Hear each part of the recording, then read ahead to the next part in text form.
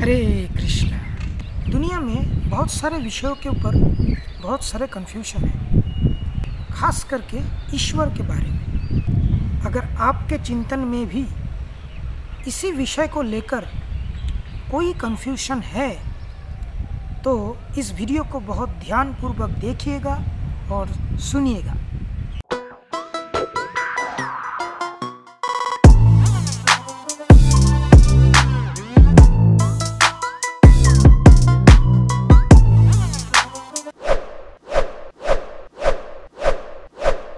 शास्त्र हमारा मार्गदर्शक है। ये हमारे जितने भी कन्फ्यूजन्स हैं उन सबको मिटाता है। ध्यान से सुनिए, सभी शास्त्रों के जो कंक्लूशन है, जो सिद्धांत है कि परमेश्वर एक ही है, एकं ब्रह्म द्वितीयं नास्ति, जिस नाम से भी आप उनको पुकारते हो वो एक ही है।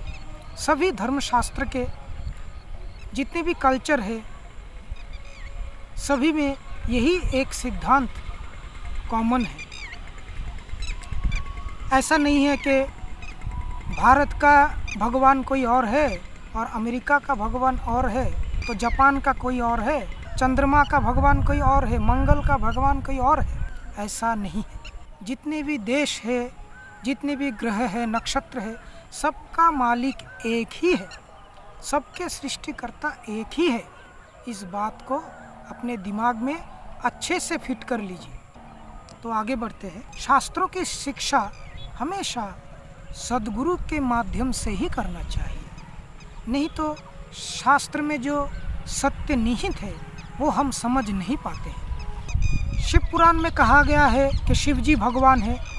शिव जी से जुड़े बाकी जितने भी शास्त्र है सभी में यही कहा गया है कि शिव जी ही परमेश्वर भगवान है। भागवत गीता और भागवत पुराण में कहा गया है कि भगवान श्री कृष्ण ही परमेश्वर भगवान है। तो ऐसा क्यों है? शास्त्र में ऐसा कहा गया है कि शिव जी सर्वश्रेष्ठ वैष्णव है, अर्थात वो भगवान श्री कृष्ण के सर्वश्रेष्ठ भक्त हैं। और हमें शास्त्रों में ये भी देखने को मिलता है कि भगवान श्री कृष्ण ने शिव जी का पूजा भी किया है।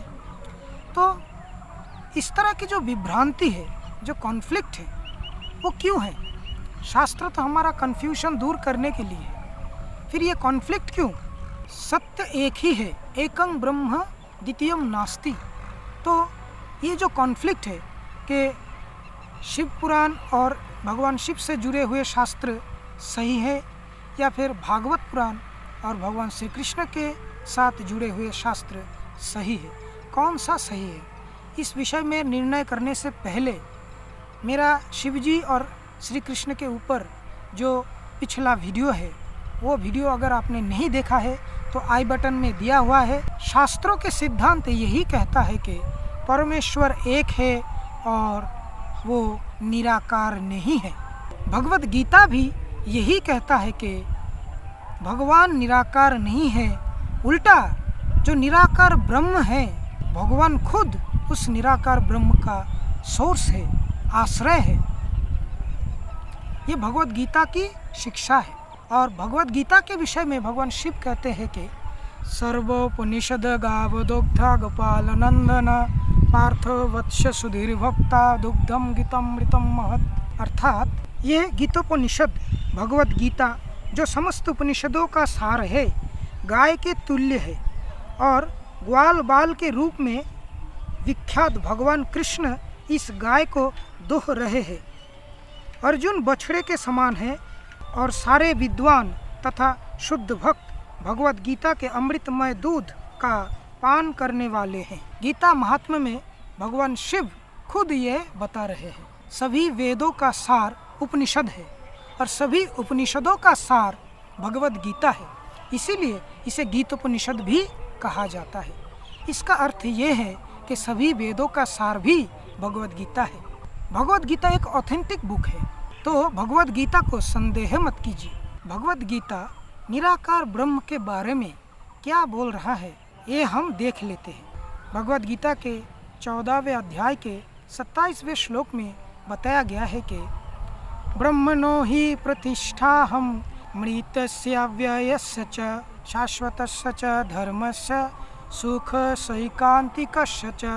और मैं ही उस निराकार ब्रह्म का आश्रय हूँ जो अमर्त्य, अविनाशी तथा शाश्वत है और परम सुख का स्वाभाविक पद है। तो आपको पता चल गया है कि भगवान श्री कृष्ण ही निराकार ब्रह्म का आश्रय है। भगवान निराकार है या साकार, ये एक अलग टॉपिक है। इस विषय में अगर आपको विस्तार से जानना है तो कमेंट में साकार वर्सेस निराकार लिखिए, तो फिर मैं इस टॉपिक के ऊपर भी एक और वीडियो बनाऊंगा। और इस वाले वीडियो को लाइक करना मत भूलिएगा। तो अभी देखते हैं कि सनातन शास्त्र में शिवजी और श्री कृष्ण के विषय में ये जो द्वंद्व उत्पन्न हुआ है, इसके विषय में शास्त्र में ही इसका एक सॉल्यूशन भी दिया गया है। तो वो सॉल्यूशन क्या है, उसके विषय में आज हम थोड़ा जानकारी लेंगे। भागवत के स्कंद 1 अध्याय 2 और श्लोक 11 में बताया गया है कि वदन्ति तत्तत्त्वविदस्तत्तं जज्ञानम् अव्ययम् ब्रह्मेति परमात्मेति भगवानीति शब्दते। अर्थात जो अद्वय ज्ञान अर्थात एक एवं अद्वितीय वास्तव ज्ञान ज्ञानी व्यक्तिगण परमार्थ कहते हैं, वही तत्व वस्तु ब्रह्म, परमात्मा और भगवान इस 3 तरह के नाम से या फिर शब्द से कथित है। तो आपको ये जानकारी मिल गया है कि जो परम सत्य है, मतलब जो ब्रह्म है, जो एक है, उसी को ज्ञानी व्यक्ति अपने ज्ञान के स्तर के हिसाब से कोई इसको ब्रह्म के नाम से पहचानता है, कोई उसको परमात्मा के नाम से पहचानता है, कोई उसको भगवान के नाम से पहचानता है। ब्रह्म के रूप में भगवान खुद इस जगत में चारों ओर व्याप्त है। भगवान हमारे हृदय में और जितने भी जीव है, इन सब के हृदय में जिस रूप से रहते हैं, उसी रूप को परमात्मा कहा जाता है। आध्यात्मिक जगत में या फिर स्पिरिचुअल स्काई में जैसे शिवजी का कैलाश धाम है, उसी का प्रकट रूप हमें हिमालय में देखने को मिलता है, जो भारतवर्ष के उत्तरी दिशा में है। ठीक इसी तरह से भगवान श्री कृष्ण का गोकुल धाम, जो वैकुंठ के भी ऊपर है, उसी का एक प्रकट रूप हमें उत्तर प्रदेश में जो वृंदावन है वहाँ पे देखने को मिलता है। तो भगवान वही है जो गोकुल का अधिपति है, गोलोक का अधिपति है। ईश्वर का ब्रह्म रूप, परमात्मा रूप और सर्वोत्तम जो है भगवान रूप, इन सभी रूपों के बारे में हमने थोड़ा बहुत चर्चा कर लिया है। अभी इन सब रूपों के बाद भी भगवान का अनगिनत अवतार है, जो अलग अलग रूपों में भगवान ने अपने आप को विस्तार किया है। शास्त्र में कहा जाता है एक बहुश्याम, अर्थात एक भगवान बहुत सारे रूप धारण किए हैं। और भगवान ऐसा कब करते हैं? जब भगवान सृष्टि करते हैं, उन्हीं से सारे अवतार आते हैं। इसीलिए भगवान को अवतारी पुरुष भी कहा जाता है। और जब सृष्टि करने का समय आता है, तब भगवान महाविष्णु के रूप में अपना विस्तार करते हैं, फिर सदाशिव के रूप भी धारण करते हैं। और हर एक ब्रह्मांड में जो ब्रह्मा जी है, उन सभी ब्रह्मा जियों के जो शोर से प्रजापति हिरण्यगर्भ, उनका रूप भी धारण करते हैं। और फिर महाविष्णु से विष्णु के रूप भी धारण करते हैं, और सदाशिव से शिवजी का रूप भी धारण करते हैं, और हिरण्यगर्भ से ब्रह्मा जी का भी रूप धारण करते हैं। इस तरह से भगवान श्री कृष्ण ही गुणावतार के रूप में सत्वगुण के अधिपति विष्णु जी बनते हैं, रजोगुण के अधिपति ब्रह्मा जी बनते हैं, और तमोगुण के अधिपति शिव जी बनते हैं। इसलिए ब्रह्मा, विष्णु और महेश को भगवान श्री कृष्ण का गुणावतार भी कहा जाता है। और सृष्टि के समय जो सृष्टि का कार्य है, वो कार्य भगवान अपने दृष्टि से करते हैं। शास्त्रों में बोला गया है कि छांदोग्य उपनिषद के 6 नंबर स्कंद के 2 नंबर अध्याय के 3 नंबर श्लोक में बताया गया है कि तद ऐख्यत बहुश्याम, अर्थात जब भगवान सृष्टि करना चाहते हैं तभी वो अपने नाना रूप का विस्तार करते हैं। और ये सभी रूपों के बारे में ब्रह्म संहिता में एक श्लोक भी है मैं आपको पढ़ के सुनाता हूँ। दीपार्चिरे वही दशांतरम भूपेत्य दीपायते विवृत हेतु समान धर्म जस्ताद्रिगे वही च विष्णुतया विभाति गोविंदमादिपुरुषं तमहं भजामि। अर्थात जैसे एक दीपक की लौ दूसरे दीपक में पहुंचकर यद्यपि दोनों दीपक में पृथक रूप से जलती है परंतु गुण में एक समान होती है, उसी प्रकार जो स्वयं के विभिन्न प्रकाशों में समान रूप से प्रदर्शित करते हैं उन आदि पुरुष भगवान गोविंद का मैं भजन करता हूँ। भगवान श्री कृष्ण का ही एक नाम है गोविंद। तो इस श्लोक से आपको पता चल गया है कि भगवान गोविंद जो है वही जो उनके सारे अवतार हैं, उन सभी अवतार में वही निहित रहते हैं। और जैसे कि एक दीपक की लौ अलग अलग दीपक में अगर एक दीपक से बाकी दीपकों का अगर प्रज्वलित किया जाए तो सभी समान लौ से जलता रहता है, उसी तरह से भगवान से निकले सभी अवतार भी भगवान ही होते हैं। वो भी भगवान की तरह शक्तिशाली हैं, वो भगवान से भिन्न नहीं होते। तो अभी शिव जी भी भगवान से आए हैं तो उनके बारे में ही ये वीडियो है। तो आगे देख लेते हैं कि शिव जी के विषय में पर्टिकुलरली क्या बोला गया है। आपने जाना है कि शास्त्र के अनुसार भगवान जब सृष्टि करते हैं तब भगवान अपनी दृष्टि से सृष्टि का कार्य करते हैं। सृष्टि के समय महाविष्णु जब माया देवी के प्रति अपना दृष्टि देते हैं तब उसी दृष्टि का जो प्रतिफलन है वो सदाशिव रूप में माया देवी के साथ मिलित होता है और उसी सदाशिव रूप में महाविष्णु खुद अपने दृष्टि के अवतार में उपस्थित रहते हैं। महाविष्णु सदाशिव में उपस्थित रहते हैं तो महाविष्णु ही एक तरह से सदाशिव है। ब्रह्म संहिता के 10वें श्लोक में इसका विवरण दिया गया है। शक्तिमान पुरुष सोहयं लिंग रूपी महेश्वर तस्मिन् नबिर्भुलिंग महाविष्णुर जगतपति। अर्थात इस भौतिक संसार का उपादानमय पुरुष लिंग रूपी महेश्वर शंभु निमित्तांश माया रूपी शक्ति से युक्त है। जगतपति महाविष्णु उसमें ईक्षणांश से आविर्भूत होते हैं। तो इस श्लोक से आपको समझ में आ गया है कि जो भगवान महाविष्णु हैं वो सदाशिव जी में उपस्थित रहते हैं और सदाशिव जी ही माया देवी का हस्बैंड भी है। जो शिव शास्त्र है अर्थात भगवान शिव जी से जुड़े हुए शास्त्र वो कहते हैं कि शिव ही आदि है, शिव से ही ब्रह्मा विष्णु और महेश आए हैं। और भागवत शास्त्र कहता है कि कृष्ण ही आदि है और कृष्ण से ही ब्रह्मा विष्णु और महेश आए हैं। तो सच कौन सा है, सही जानकारी कौन सा है, इस विषय में स्कंद पुराण में एक श्लोक कहा गया है। स्कंद पुराण में भगवान शिव जी के जो पुत्र है कार्तिक वो कहते हैं कि शिव शास्त्र तत्ग्राह्यम भागवत शास्त्र योगयत परम विष्णुर एव एकस तद ज्ञानम मोक्ष सर्वनम शास्त्रनम निर्णयस्तु एषस तद अनन्य मोहनाय ही। अर्थात शिव से जुड़े हुए शास्त्र यानी कि शिव पुराण आदि और भी जितने भी शिव से जुड़े हुए शास्त्र है इन सब के जो सिद्धांत है उसको तब तक एक्सेप्ट करना चाहिए जब तक कि वो भागवत शास्त्र में जो कहा गया है उसको मान के चलता है।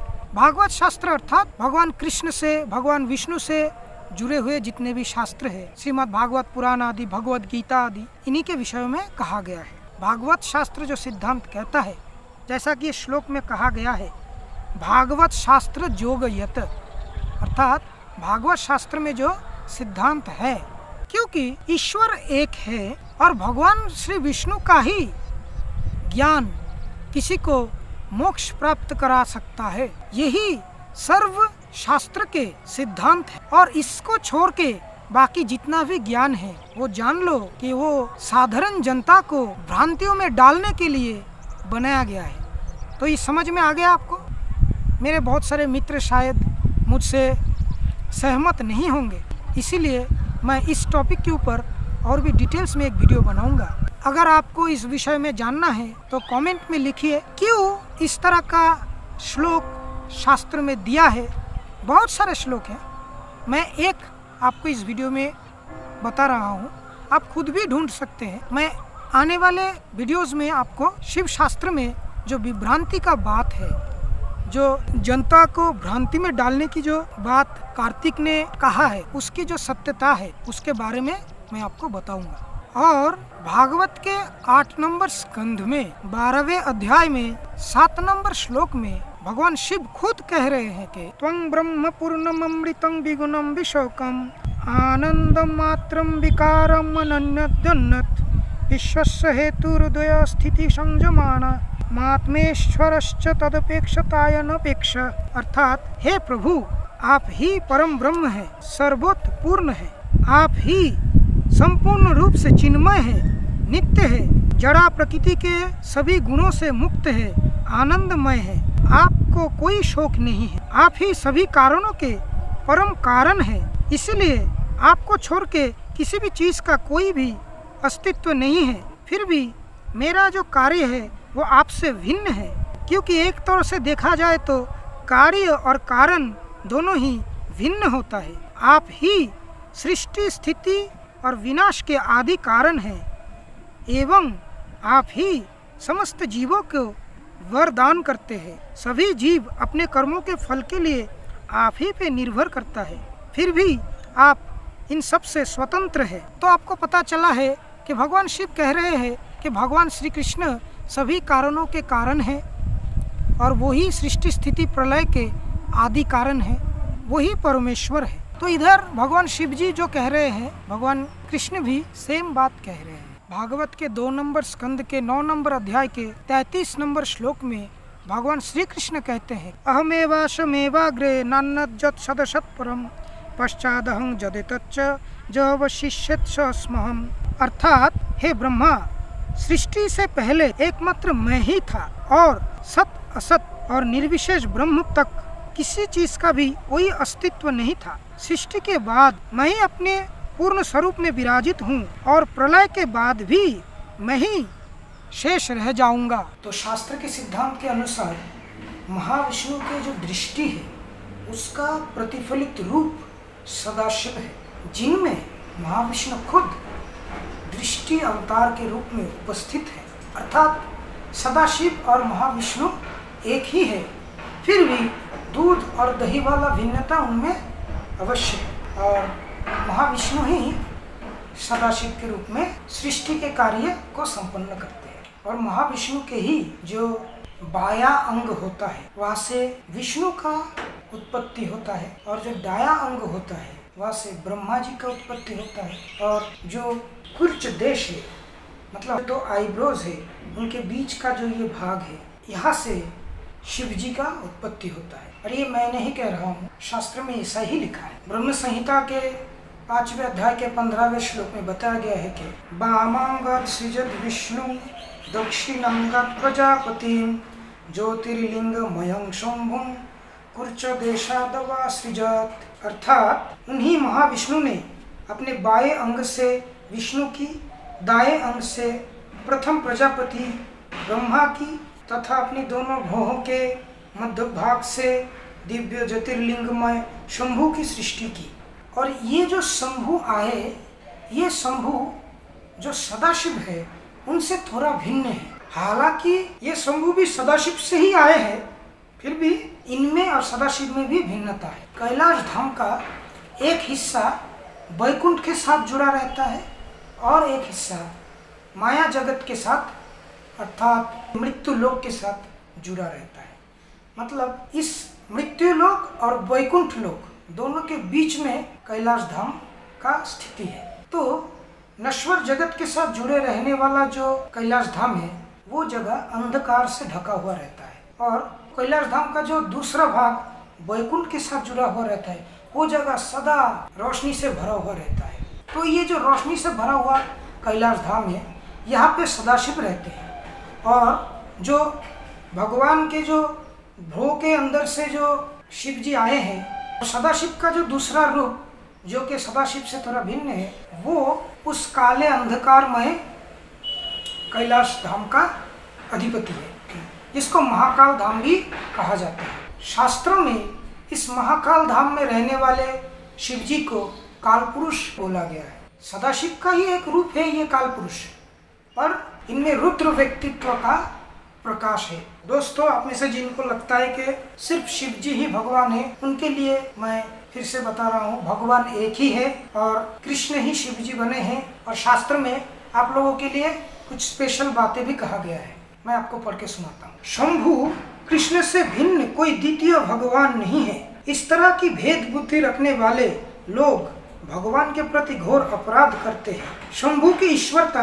गोविंद की ईश्वरता के अधीन है, इसलिए वे वास्तव में एक दूसरे से भिन्न नहीं है। यह अभिन्नता इस तथ्य से प्रतिपादित होती है कि जैसे जामन डालने से दूध दही बन जाता है, उसी प्रकार स्वयं भगवान एक विशेष प्रकार के संस्पर्श द्वारा पृथक उपव्यक्तित्व धारण कर लेते हैं। इस व्यक्तित्व का कोई स्वतंत्र आचरण नहीं होता। विकार का तत्व माया के तमोगुण, तटस्थ शक्ति के लघुता के गुण एवं चित शक्ति के स्वल्प आह्लादनी मिश्रित संबित गुण, इन तीनों के संमिश्रण से बना होता है। विकार विशेष से युक्त स्वांश भावाभास रूप ही सदाशिव है, जो कि ज्योतिर्मय शंभु लिंग रूप में रहते हैं और जिनसे रुद्रदेव प्रकट होते हैं। जड़ सृष्टि के कार्य में द्रव्य भूहमय उपादान रूप से, पालन के कार्य में विविध असुरों के विनाश के द्वारा एवं संहार के कार्य में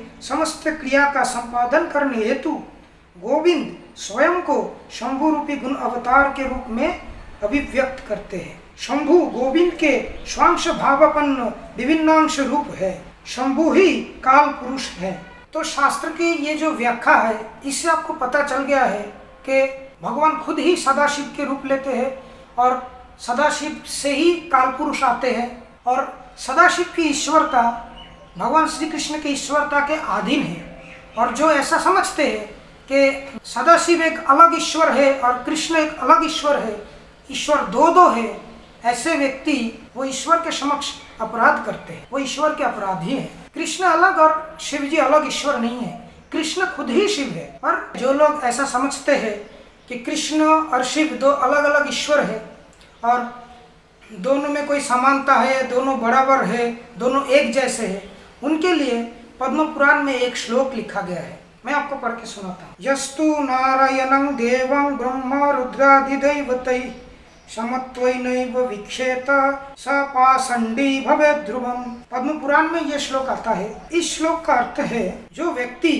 ब्रह्मा और शिव को भगवान नारायण के समान समझता है, वो व्यक्ति एक अपराधी है, एक पाषंडी है। तो आपको समझ में आ गया होगा कि आपको इस तरह के भाव नहीं रखने चाहिए। भगवान जो है वो असमर्थ है, मतलब उनके समान भी कोई नहीं है, उनसे बड़ा भी कोई नहीं है। और ईश्वर एक ही है, ईश्वर कोई दूसरा तीसरा चौथा चार ईश्वर एक साथ रहते। सनातन शास्त्र में इस तरह के कॉन्सेप्ट को एक्सेप्ट नहीं किया गया है। अगर आप सच में अपने आप को सनातन धर्म के अनुयायी मानते हैं तो आपको इस बात को अच्छे से समझना पड़ेगा कि ईश्वर एक है, उनके समान भी कोई नहीं है, उनके ऊपर भी कोई नहीं है। उनके ऊपर अगर कोई होगा तो वही ईश्वर होगा ना, और क्योंकि ईश्वर एक है इसका मतलब उनके समान कोई भी नहीं है।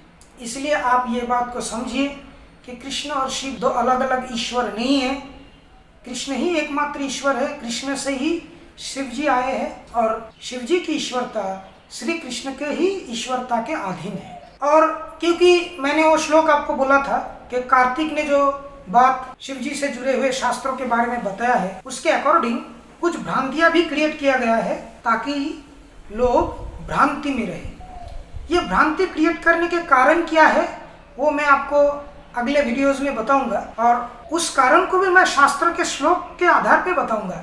ऐसा नहीं कि मैं अपने मनगढ़ंत कुछ बोलता हूँ, मैं शास्त्र के आधार पे ही बोलता हूँ। शास्त्र में कॉन्फ्लिक्ट किया गया है, इसीलिए ही क्यों किया गया है, किसने किया है, इसका क्या जरूरत था, ये सभी विषय में शास्त्र में डिटेल्स में वर्णन भी आता है। मतलब कॉन्फ्लिक्ट किया गया है तभी तो वर्णन आएगा, अगर नहीं किया गया होता तो वर्णन भी नहीं आता। समझ में आया? वीडियो बहुत लंबा हो रहा है, इसलिए इसको मैं और ज़्यादा लंबा खींचना नहीं चाहता। कृष्ण ही भगवान है, वही अनादिर आदि है, शास्त्र यही कहता है। ईश्वर परमा कृष्ण सच्चिदानंद विग्रह अनादिरादिर गोविंद सर्व कारण कारणम। गोविंद के नाम से विख्यात कृष्ण ही परमेश्वर है, उनका सच्चिदानंद शरीर है, वे सबों के मूल उत्स है। उनका कोई अन्य उत्स नहीं एवं वे समस्त कारणों के मूल कारण है। और भगवान शिव जो है वो कृष्ण का ही एक रूप है। कृष्ण खुद ही शिव बने हैं। शास्त्र में इस विषय में कहा गया है कि क्षीरं यथा दधि विकार विशेष जोग संजायते नहि तत पृथगस्ति हेतु ज शंभुतामपि तथा समुपैति कारिजात गोविंदमादि पुरुषं तमहं भजामि। अर्थात जिस प्रकार दूध खटाई या जामन आदि के संयोग से दही में बदल जाता है, किंतु फिर भी अपने उपादान कारण दूध के वह ना तो समान होता है और ना ही उससे पृथक होता है, उसी प्रकार संहार कार्य के निमित्त जो शंभु रूप में परिणत हो गए हैं, उन आदि पुरुष भगवान गोविंद का मैं भजन करता हूँ। जिस तरह से दूध दही बनता है पर दही वापस से दूध नहीं बन सकता, उसी तरह से कृष्ण शिव जी बने हैं पर शिव जी कृष्ण नहीं है। दूध और दही एक होते हुए भी भिन्न है, उसी तरह से कृष्ण और शिव जी एक होते हुए भी भिन्न है। मेरा उद्देश्य यही है कि मैं वीडियो के थ्रू लोगों को ये समझाना चाहता हूँ कि शिव जी का जो पूर्ण परिचय है वो क्या है। शास्त्र के अनुसार शिव जी का जो पूर्ण परिचय है वो यही दिया गया है कि कृष्ण ही शिव जी है। शिव जी कृष्ण का ही एक रूपांतर है और शिव जी के जो भक्त है वो ये समझ पाए कि भगवान श्री कृष्ण ही शिव जी के रूप में हैं और शिव जी के आदि रूप भगवान श्री कृष्ण को वो लोग समझ पाए। इसीलिए मैं ये वीडियोस बना रहा हूँ जिससे वो शिव जी को अच्छे से पहचान सके, शिव जी का पूर्ण परिचय जान सके। शास्त्र वचन कभी झूठा नहीं होता। शास्त्र में जो भी कॉन्फ्लिक्ट होता है उसका समाधान भी शास्त्र में ही मिलता है। सनातन शास्त्र पूरे विश्व को शिक्षित करने की योग्यता रखता है। शास्त्र का जो सिद्धांत होता है वो सर्वोत्तम होता है और सर्वोपरि होता है। शास्त्र के ऊपर किसी भी व्यक्ति का कोई भी धारणा या मतवाद का कोई प्रभाव नहीं पड़ता। शास्त्र ही सर्वोपरि है। और भी आकर्षक टॉपिक्स के ऊपर वीडियो देखने के लिए इस चैनल को सब्सक्राइब कीजिए। सोशल मीडिया के थ्रू हमसे जुड़ने के लिए हमारे सोशल मीडिया के लिंक्स डिस्क्रिप्शन में दिया गया है, वहाँ पे जाके आप ज्वाइन कर सकते हैं। आप कौन से टॉपिक के बारे में जानना चाहते हैं इस विषय में कमेंट में हमें बताइए। आप अगर मेरी बात से सहमत नहीं हैं तो कमेंट में आप मुझसे डिबेट भी कर सकते हैं, पर याद रहे कोई गलत शब्द का प्रयोग मत कीजिएगा और शास्त्र के आधार पर ही डिबेट कीजिएगा। अपनी मनगढ़ंत कोई धारणाओं को लेकर डिबेट मत कीजिएगा। धन्यवाद। हरे कृष्णा।